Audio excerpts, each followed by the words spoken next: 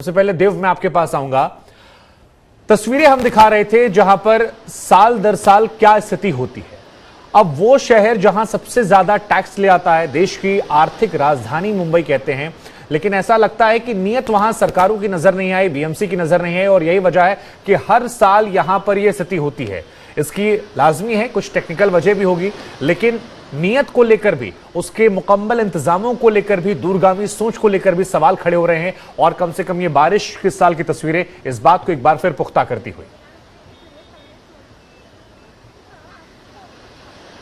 जी बिल्कुल, कहीं ना कहीं ये बात कहना गलत नहीं होगा, क्योंकि नियत अगर पहले ही भ्रष्टाचारी की हो और काम ना करने की हो तभी इस तरह के प्रॉब्लम आते हैं। जैसे आपने बताया कि जो कि सबसे ज्यादा हाईएस्ट टैक्स पेइंग राज्य और शहर में भारत के और सबसे रिचेस्ट सिविक बॉडी यहाँ की है बॉम्बे म्यूनिसिपल कॉरपोरेशन, उनके पास इतने फंड्स होने के बावजूद तकरीबन 2 डेकेड 20 सालों से बॉम्बे शहर में सेम किस्म के प्रॉब्लम्स आ रहे हैं। तो एक मिनट, जैसे कि आप देख पा रहे हैं कि अभी पुलिस भी हमें यहाँ खड़े नहीं होने दे रही है क्योंकि यहाँ पे रिस्ट्रिक्शंस बढ़ चुके हैं। एक बार आपको ये भी बताना चाहेंगे कि बीएमसी अपनी गलतियों पे बिल्कुल कुछ भी नहीं सीखी है, क्योंकि साल भर साल एक ही टाइप का प्रॉब्लम आता है, एक ही एरिया भरता है, सिमिलर किस्म की घटनाएं घटती है, जैसे कि ट्री फॉलिंग हो गया या बिल्डिंग कोलैप्स हो गया या लैंडस्लाइड हो गया, तो उस तरह का इंतजाम करके नहीं रखती है। तो कहीं ना कहीं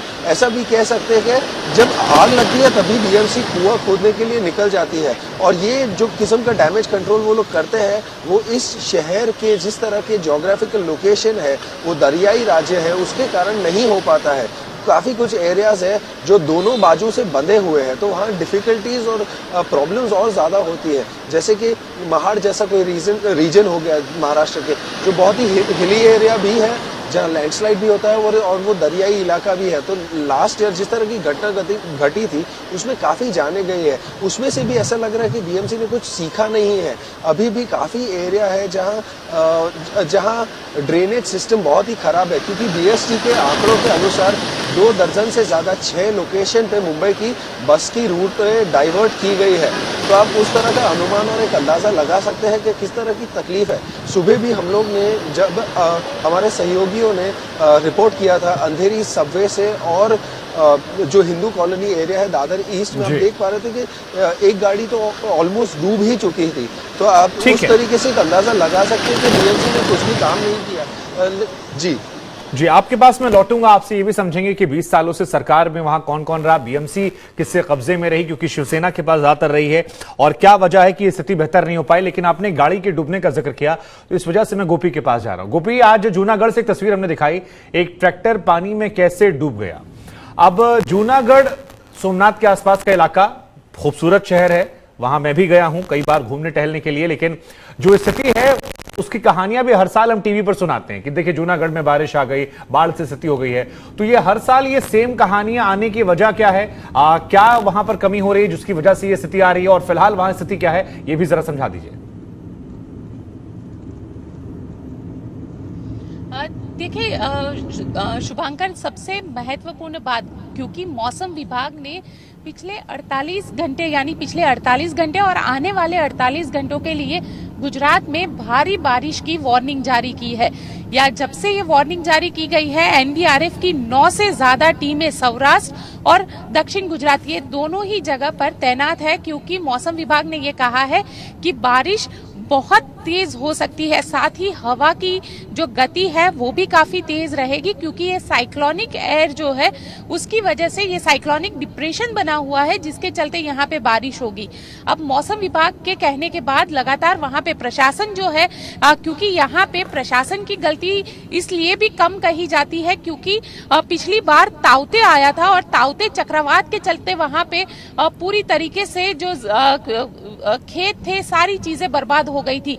अब यहाँ पे तेज हवा के साथ लगातार बारिश हो रही। पिछले 2 दिन में बारिश जितनी हुई है, आज सुबह 6 घंटे पहले वहां पे इतनी बारिश हुई कि महज 2 घंटे में ही 11 इंच बारिश हो गई, जिसके चलते पूरा इलाका पानी पानी हो गया। हालांकि गनीमत ये रही है कि अब तक किसी की मौत की खबर हमारे पास नहीं आई है, लेकिन लगातार जो प्रशासन है वो वहां के गांव वालों को, जो नीचे वाले जहां पे पानी इकट्ठा होता है, जहां पे नीचा इलाका है, वहां से लोगों को स्थलांतर करवाया जा रहा है। लगातार प्रशासन उन्हें कह रहा है कि आप यहां से दूसरी जगह पे शिफ्ट हो जाए। यहां तक कि एनडीआरएफ की टीम जो है वो भी यहां पे डिप्लॉय कर दी गई है। तो लगातार पिछले 2 दिन से प्रशासन अलर्ट पर है, क्योंकि और आने वाले 2 दिन भारी बारिश की वार्निंग जारी की गई है मौसम विभाग के जरिए। लेकिन ये पूरा इलाका, अगर हम कहें सौराष्ट्र का खास करके, क्योंकि ये समुद्र का किनारा आया हुआ है, जिसमें भावनगर, अमरेली, गिर सोमनाथ, पोरबंदर, द्वारिका, इन इलाकों में लगातार बारिश हो रही है। और जो अरेबियन सी है वहां पे 15 फीट तक ऊंची जो लहरें हैं वो उठ रही है। तो ये बेसिकली यही कहा जा रहा है, जो मौसम विभाग कह रहा है वो यही कह रहा है कि काफी तूफानी हवाओं के साथ साथ हो सकता है कि तेज बारिश, यानी एक ही जगह पर कम से कम 11 इंच 15 इंच जितनी बारिश हो जाए, जिसके चलते फ्लैश फ्लड जितना जैसे माहौल वहां पे बन जाए। और अरेबियन सी के अंदर जिस तरीके से इस वक्त हालात बने हुए हैं, मछुआरों के लिए वार्निंग इश्यू कर दी गई है कि मछुआरे भी इस वक्त समुद्र के अंदर न जाए। हालांकि आज कोस्ट गार्ड के जरिए 20 लोगों को बचाया गया। एमवी किंग करके जो एक बड़ा जहाज था, उसके करीब 22 जितने जो क्रू मेंबर्स हैं उन लोगों को बचा लिया गया है। ये कोस्ट गार्ड ने रेस्क्यू ऑपरेशन किया है। समुद्र के बीच से इन लोगों को रेस्क्यू करके पोरबंदर लाया गया है।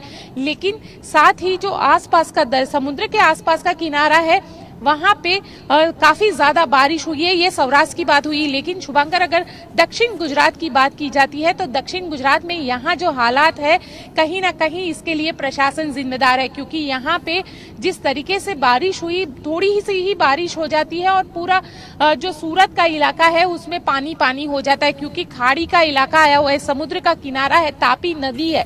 तो वहां पे पहले से ही प्रशासन को पता है कि हर बार यही हाल होता है जब भी थोड़ी सी भी बारिश आती है।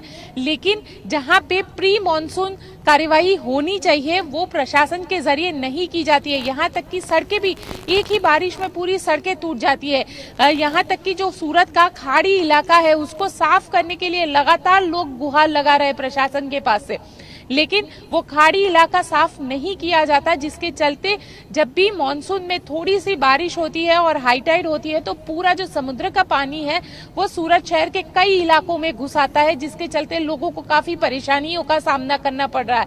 तो वैसे में जो प्रशासन की जो लापरवाही है वो सूरत और आसपास का जो ग्रामीण का इलाका है वहां पे सीधे तौर पर देखी जाती है। शुभांकर।